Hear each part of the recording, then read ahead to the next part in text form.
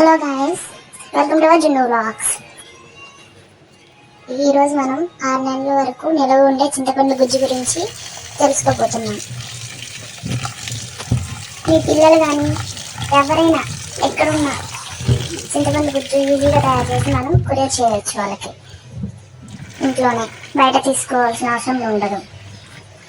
1 KG చింతపండు తీసుకొని కొంచెం వాటర్ పోసి కొంచెం బాయిల్ అయ్యాక దాన్ని తీసి చల్లార్చేసి మళ్ళీ చింతపండు బాగా చెల్లల్లో బాగా గుజ్జు తీసేసి పక్కన పెట్టుకొని దాన్ని కొంచెం కళాయి పెట్టేసి స్టవ్ మీద దాంట్లో కొంచెం చింతపండు గుజ్జు వేసేసి పసుపు, ఉప్పు, నూనె ఎందుకంటే కొంచెం నల్లబడుద్ది మనం నూనె వేయకపోతే, అందుకని నూనె కొంచెం వేయాలి.